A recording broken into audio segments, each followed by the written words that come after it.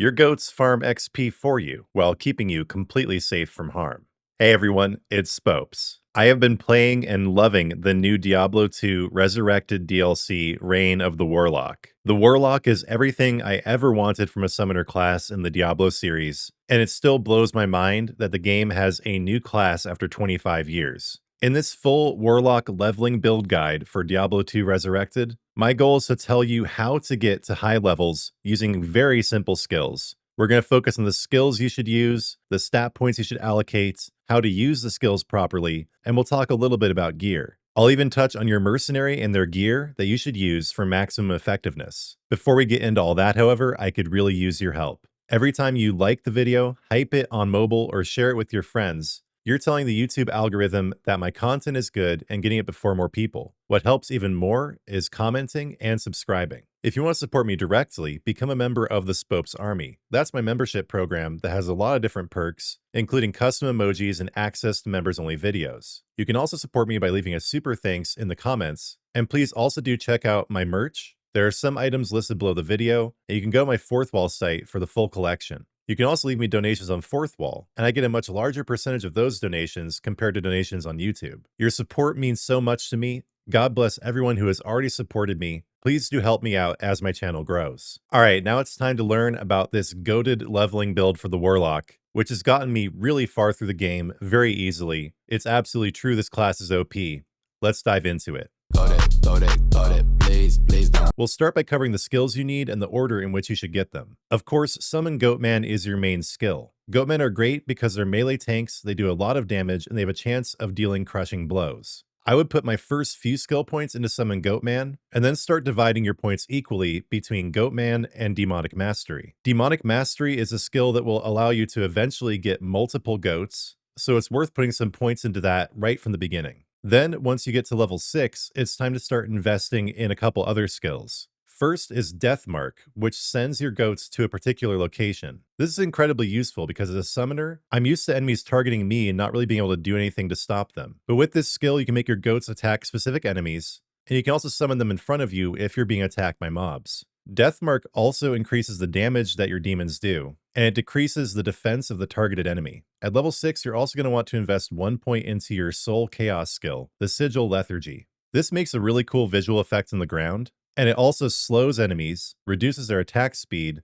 and increases their damage taken and reduces their defense. You only need 1 skill point in Death Mark at first, and while I do suggest investing at least a few points into Blood Oath eventually, you can leave it alone for now. Up until you get to level 18, just keep dividing your points somewhat equally between Summon Goatman and Demonic Mastery. Getting Demonic Mastery to level 10 at least will give you a huge boost, because then you can have 2 Goatmen instead of just 1. But once you get to level 18, it's time to get Blade Warp. You'll need 3 skill points to do so. Put 1 into Levitation Mastery, 1 into Echoing Strike, and then 1 into Blade Warp, and that's all you'll need. This is mainly a mobility skill. You're not really going to be using it for damage, but you throw your blade, or your weapon, I guess, because I'm using a flail actually, and you teleport to that location. You can't teleport through walls, but you can go anywhere within your line of sight. This is great for getting away from monsters, getting through walls you can see through, like jail cell walls, getting across rivers like in the sewers and Karast. It's not quite as good as the Sorceress's teleport, but it's still a pretty good teleport skill.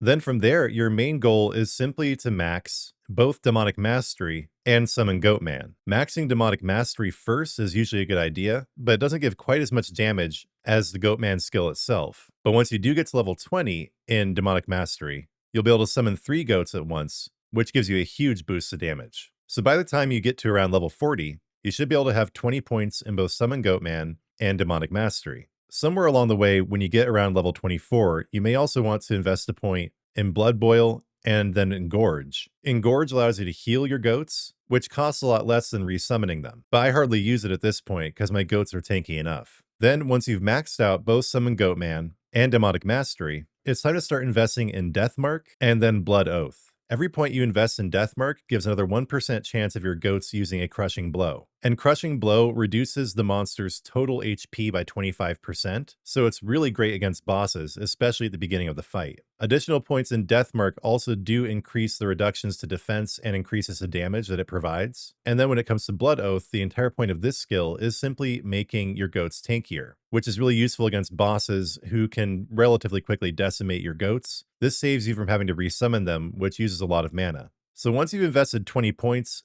in Goatman, Mastery, Blood Oath, and Deathmark, you'll be at level 80. And from that point, you can just start investing in your Sigil to make it bigger and stronger. You can invest in Engorge to make it provide more health back to your goats, or really whatever you want past that point. This isn't an endgame build. I'm not really thinking about anything beyond level 80 when leveling really slows down. The main point of this build is to get you to level 70 or 80, by which point you'll have completed Hell difficulty, and you're moving on to the endgame. So those are the skills for this build. Summarizing it again one more time. Your main skills are Summon Goatman and Demonic Mastery, which you should invest in early. Once you get to level 6, put a point each into Deathmark and Lethargy. When you get to level 18, invest in Blade Warp. And when you get to level 24, get at least 1 point in Engorge. Along the way, you might want to put a couple points into Blood Oath if your goats don't seem tanky enough. And then once you've done all that, max out Goatman and Demonic Mastery and work on maxing out Deathmark and then Blood Oath. Now that we've covered the skills, let's take a quick look at stat points. Please don't. As is usually the case with leveling builds in Diablo 2, you're going to want to invest all your points that you can into Vitality. This improves your tankiness and helps you survive against mobs and bosses. You won't need any points in energy, and you'll understand why when we start talking about the Mercenary. When it comes to strength and dexterity, just invest as many as you need to wear your gear. Eventually, you'll also get gear that increases these attributes. But yeah, basically just put everything into Vitality except what you need to put into strength and dexterity to use the gear that you want to use. Speaking of gear, let's talk about good leveling gear for this build. Please don't.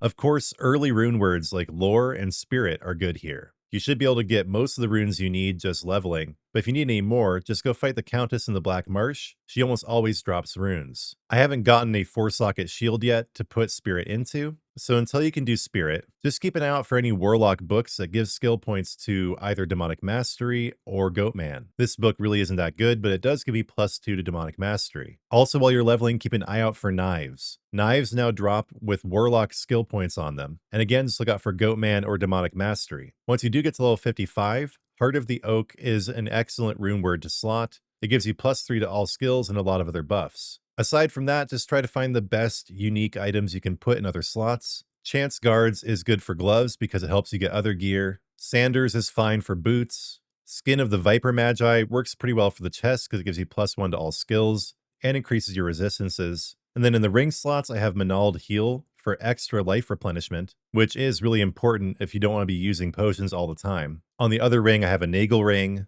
On the amulet, I have the Mahim Oak Curio, and I've got a gold wrap on for my belt. You just want to be stacking resistances plus the skill points if you can, and also magic find, so you'll be able to get the better gear you're going to want later on. That just about covers it, but let's touch on your Mercenary here before we finish up. Please don't. As soon as possible, it's important to get an Insight rune word on your Act 2 Mercenary. The best aura for your Mercenary is also Blessed Aim because that increases the attack rating of your goats. But as long as your Mercenary has Insight, you won't even need to use any mana potions. Your mana will replenish basically instantly, allowing you to keep resummoning goats if they die, as long as your Mercenary is alive. Insight is also just a cheap and good rune word for your Mercenary anyway. Also on my Merc, I have the Cow King set. It's really not the best armor for the Merc, but it works pretty well. Just try to get anything with high defense and high resistances. Honestly, what's best for the chest of your Mercenary is the Treachery rune word, which is Shale Thul Lem, but I haven't gotten the runes I need for that yet.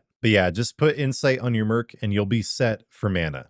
And that covers it, guys. Thanks so much for watching. I'm just going to summarize everything one more time. Please don't. Your main skill is Summon Goatman. Your Goatmen will be able to get in between you and enemies using Deathmark, and you'll be able to have 3 of them once you max out Demonic Mastery. You can heal your Goatmen using Engorge, and you can make them stronger using the Sigil Lethargy. Your Oh Crap button is Blade Warp, which allows you to get out of trouble or cross environmental obstacles. And you're going to want to dump every stat point you can into Vitality. As far as gear goes, try to get a Spirit Shield, Heart of the Oak on your weapon as soon as you get high enough level, and otherwise, just simply items that give you plus to skills, resistances, and magic find chance. Your Mercenary should be an Act 2 Mercenary and use the Insight rune word, and Cow King's works as a set, you'll be better off with the Treachery rune word and maybe a Lore rune word on the helmet. So in the comments, let me know what you think about the build. Let me know how much you're enjoying the Warlock, what you think about doing a pure goat build. What I love about the Warlock is it stays true to what they said about it at the beginning, that it is a sandbox class. You can do so many different things with it. So I thought I'd just do what I felt like doing, which is Goatmen all the way. And I'm excited to see how far I can get with them. So far, everything in Nightmare difficulty has been easy. I'm just about to get to Hell difficulty, which I don't imagine being that much harder. It's really cool that you can just go with the first skill that you get,